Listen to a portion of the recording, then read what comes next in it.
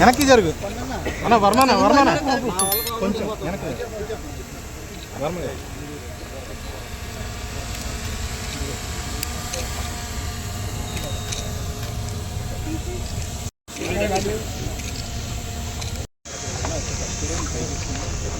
Sir sir ఒక్క నిమిషం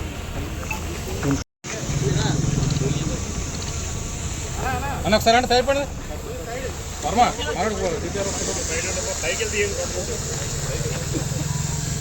photo కోసం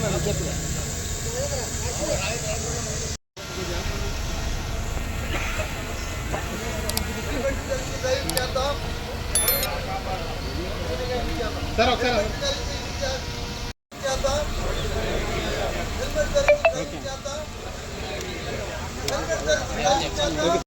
కొంచెం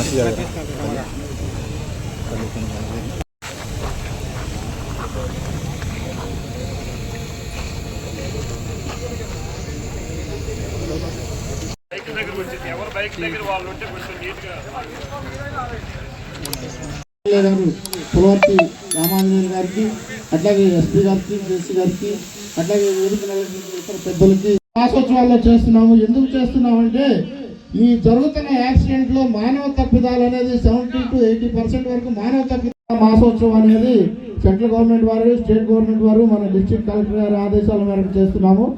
ఎందుకు చేస్తున్నాం? అవేర్నెస్ నెల ఆల్రెడీ కింద ఘోషిత అవుతుంది మొత్తం భారతదేశంలో. వీఆర్ డూయింగ్ రకరకాల ప్రోగ్రామ్స్. బట్ అది చూస్తే whatever programmes will do, ఎంతమంది ఫైన్ కట్టిస్తే స్వయంగా రియలైజేషన్ చేయే వరకు will not be able to protect life. పాతకాలంలో సింపుల్ యాడ్స్ కూడా వస్తున్నాయి. ఒక కోకోనట్ కత్తితో కట్ చేసి సింపుల్ గా కట్ అవుతున్నారు. బట్ సిమిలర్లీ ఇప్పుడు హెల్మెట్ కింద కోకోనట్ అయితే ఛాన్సెస్ ఆఫ్ కోకోనట్ బ్రేకింగ్ తక్కువ ఉంటుంది. సిమిలర్లీ మన హెడ్ కూడా అట్లాగే ఉంటుంది. with a sudden speed గా కింద పెట్టేసి without helmet, definitely the chances of the head is a very sensitive body, or immediately మనకి బ్రెయిన్ స్ట్రోక్ వచ్చేసి it causes death. Last year లో చూస్తే జనవరి టు డిసెంబర్ మనకి 86 డెత్స్ బైక్ రైడింగ్ లో జరిగాయి. Weather it is triple riding, and అందరూ కేసుల్లో 99% కేసులో హెల్మెట్ వాడలేదు. ఎందుకు? Simply for realization of laziness, or అక్కడ చెమట వస్తుంది, ఆర్ హెడ్ అయితే పక్కల నొప్పి వస్తుంది, అదే రకరకాల ఎక్స్క్యూజ్ చేసి we are not using. Specially youngsters ఒకసారి పోతే then what will happen to the family, అది కూడా ఆలోచించాలి. Similarly, we are doing this program especially in colleges as well as in laborers and whosoever is moving around without helmet. Of 1 lakh fine కట్టేసి 3 lakh fine కట్టేసి it will not give us much benefit. మనకి లాభం లేదు. But only we are to protect your life, it will be really helpful. అందరూ మన చూడండి, public representative, district administration, police, transport department, public కూడా same అట్లాగే చెప్తున్నారు. But when it comes to reality in practice, we are not doing it. So from here on, let's take over. From here on, we will definitely follow all traffic norms. And I'll thank the Speaker Garu, MLA Garu, Collector Garu for everything this occasion and giving a direction. Month celebrations లో భాగంగా ఈరోజు rally చేస్తున్నాము. అయితే ఈ road safety అనేది ఒక month కి పరిమితం చేసి, ఈ ఒక్క రోజుకి హెల్మెట్ పరిమితం చేసి మిగతా అన్ని రోజులు వదిలే కాకుండా దయచేసి departments, both the departments, transport and police department, what I request is ప్రతిరోజు ప్రతి నెల కూడా మనం స్ట్రింజెంట్గా ఉండాలి, లాని సరిగ్గా ఎన్ఫోర్స్ చేయాలి. But I also request all the public, ఎంతసేపు ప్రభుత్వమే ఇంప్లిమెంట్ చేయాలి అంటే అది సాధ్యం కాదు. ప్రతి ఒక్కరూ భాగస్వాములు అయ్యి మీ యొక్క కుటుంబ సంక్షేమం కోసం, మీ పిల్లల కోసం, మీ తల్లిదండ్రుల కోసం జాగ్రత్త, రోడ్ సేఫ్టీ, రోడ్ మీద పాటించే రూల్స్ అన్నీ జాగ్రత్తగా పాటించాలి. హెల్మెట్ అనేది కంపల్సరీగా ధరించాలి. గత మనకి 2025 సంవత్సరంలో ఇంచుమించు 2009 మంది రోడ్ యాక్సిడెంట్లో చనిపోయారు. ఎంతమంది సీరియస్గా ఇంజ్యూర్ అయ్యారు, ఎంతమంది బెడ్ రిడన్ అయ్యారు ఇంకా అనేది చెప్పలేము.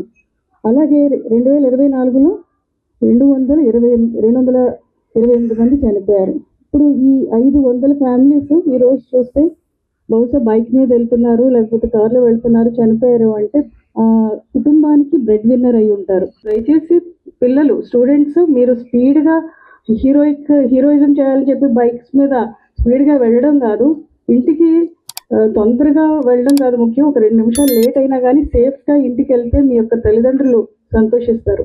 అట్లాగే ఉద్యోగాల్లో ఉన్నవారు, రెస్పాన్సిబుల్ పొజిషన్స్లో ఉన్నవారు, మన డిపార్ట్మెంట్స్ అందరూ కూడా హెల్మెట్ కనుక ధరిస్తే కుటుంబాలన్నీ కూడా సంతోషంగా ఉంటాయి. అంటే ఒక్కసారి నేను హెల్మెట్ పెట్టుకోకపోతే ఏమవుతుందని అనుకుంటారు, బట్ యాక్సిడెంట్ అనేది రోజు రాదు, ఒక్కసారి వస్తుంది.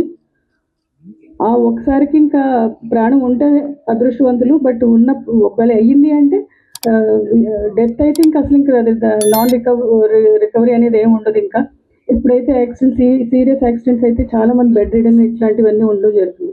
కేవలం హెల్మెట్ ఒకటే కాదు, డ్రంక్ అండ్ డ్రైవింగ్. పోలమూరు విలేజ్లో మొన్న 25-26 తారీఖు, డిసెంబర్ 25-26 తారీఖులో 3 యువకులు చనిపోయారు. అదే టైంలో ట్రిపుల్ రైడింగ్ చేస్తూ తణుకులో ఒక ఆయన చనిపోయారు.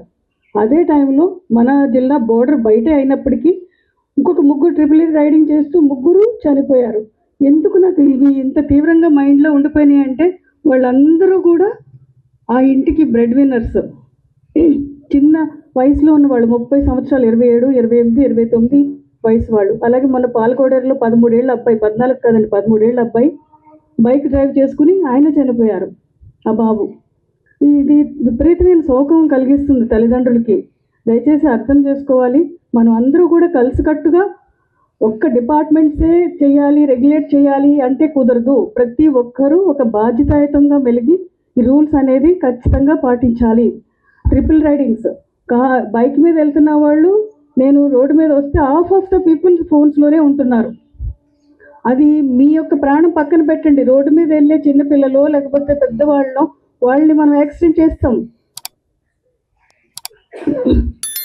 అది దృష్టిలో పెట్టుకోవాలి. తర్వాత మహిళలకి, నేను ఈరోజు చుడిదార్ వేసుకుని రావడానికి కారణం ఏంటంటే, చాలామంది బైక్స్ మీద వాళ్ళ బట్టలు అంటే దుపట్టాస్ అన్నీ ఎగురుతూ ఉంటాయి. ఇది ఇలా కట్టుకోవడానికి కారణం, దయచేసి సేఫ్టీ మెజర్స్ పాటించండి. అది మీకు ఒక్కొక్కసారి పేటలు అవ్వచ్చు, పక్కన ప్రయాణించే వాళ్ళకి కూడా అవ్వచ్చు. ఈ కార్యక్రమాన్ని ఇంత చక్కగా ఆర్గనైజ్ చేసిన పోలీస్ డిపార్ట్మెంట్ ఎస్పీ గారు ఆధ్వర్యంలో డిఎస్పీ గారు రఘువీర్ గారు, మన డిస్ట్రిక్ట్ ట్రాన్స్పోర్ట్ ఆఫీసర్ గారు చక్కగా ఆర్గనైజ్ చేశారు. అంటే ఈ ఒక్క రోజుకి పరిమితం చేయకుండా, I request all the people to follow the traffic rules every day in our life. ఒక మార్పు అనేది మన జిల్లాలో తీసుకురావాలి. ముందు అది భీమవరంతో మొదలవ్వాలి. ప్రతి ఒక్కరూ క్రమం తప్పకుండా హెల్మెట్ అనేది పెట్టుకోవాలి. అలాగే అన్ని ట్రాఫిక్ రూల్స్ కూడా పాటిస్తారని చెప్పేసి కోరుకుంటున్నాను. Thank you very much. మీ దగ్గర వర్క్ చేసే వాళ్ళు, మీరు మీ సైడ్ నుంచి ఒక మెసేజ్ అనేది వెళ్తే అది చాలా గట్టిగా వెళ్తుంది, అందరి ప్రజల హృదయాల్లోకి వెళ్తుంది. కాబట్టి మీరు కూడా ఈ విషయానికి మాతో కలిసి ప్రయాణం చేయాల్సిందిగా కోరుతున్నాను. Thank you. ఒక ప్రాణాన్ని కోల్పోతున్నాం. హెల్మెట్ లేకుండా మనం డ్రైవ్ చేసినట్లయితే అది చాలా ప్రమాదం. మనకి యాక్సిడెంట్ జరిగినప్పుడు ఏ అవయవం మీద దెబ్బ తగిలినా పర్వాలేదు, కానీ హెడ్ ఇంజురీ అయితే రికవరీ అవ్వటం కష్టం, అది రిపేర్ చేసే పరిస్థితి ఉండదు. అని హెడ్కి రక్షణ ఉండాలి అంటే కంపల్సరీగా హెల్మెట్ ధరించాలి. హెల్మెట్ ధరించడం వలన మన ప్రాణాన్ని మనం కాపాడుకోవచ్చు. మనం రోజు పేపర్లో చూస్తున్నాం, మోటార్ సైకిల్ యాక్సిడెంట్ అయ్యింది, హెల్మెట్ ధరించలేదు, హెడ్ ఇంజురీ అయ్యి మరణించాడని చెప్పుకుంటున్నాం. అదే హెల్మెట్ ఉంటే ఆ మరణం జరగదు. మన మరణాన్ని మనం రక్షించుకోవాలి, మనం బ్రతకాలి అనుకుంటే హెల్మెట్ కంపల్సరీగా ధరించాలి.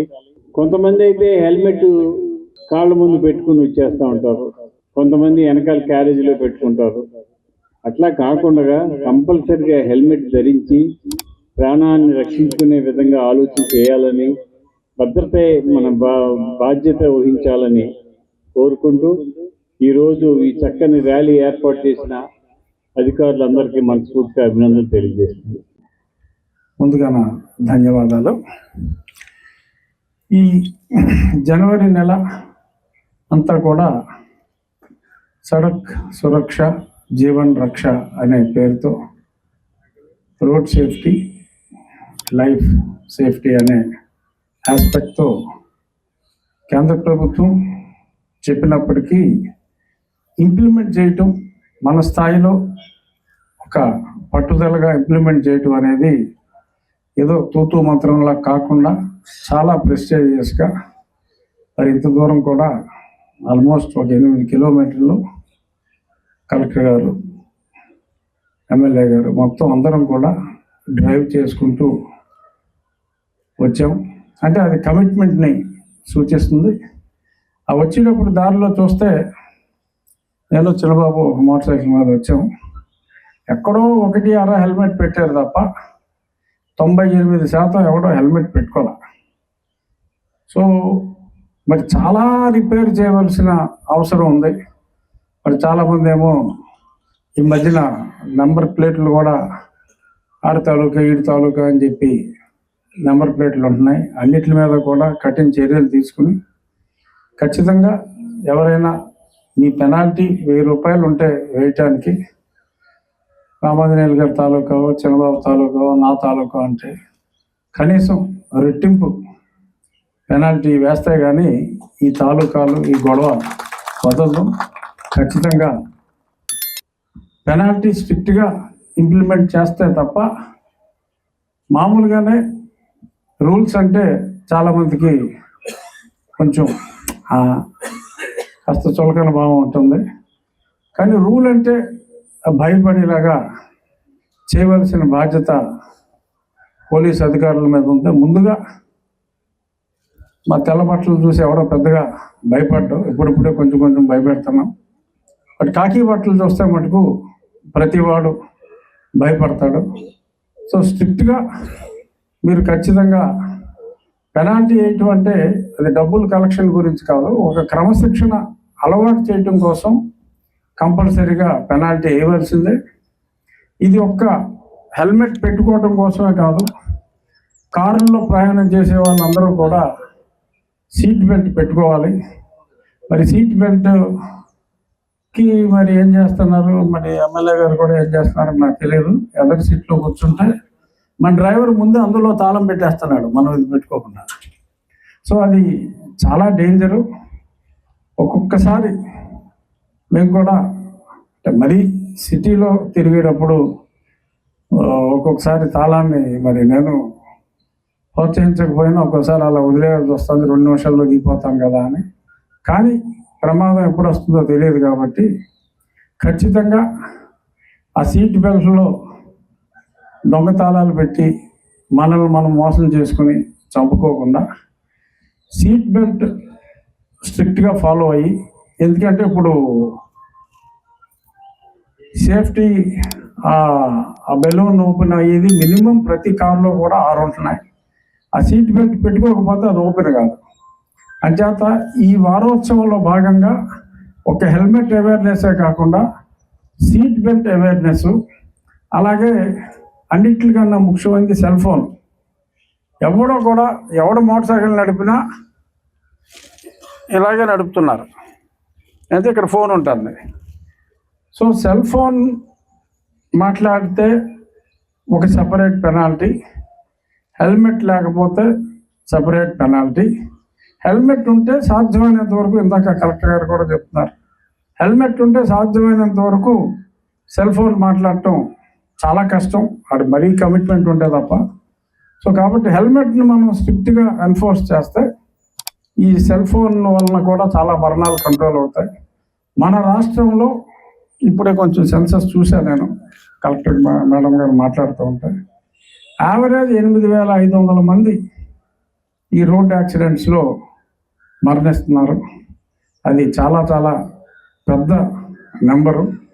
అన్ని వేల కుటుంబాల్లో సడన్గా ఏదో వృద్ధాప్యం వచ్చి చనిపోతే అందరూ ప్రిపేర్డ్గా ఉంటారు. మరి ఎదుగొస్తున్న కొడుకు చనిపోవటం, లేదు పిల్లలు చిన్నగా ఉన్నప్పుడు తల్లిదండ్రులు చనిపోతే ఆ కుటుంబ వ్యవస్థే చాలా దారుణంగా నష్టపోతుంది.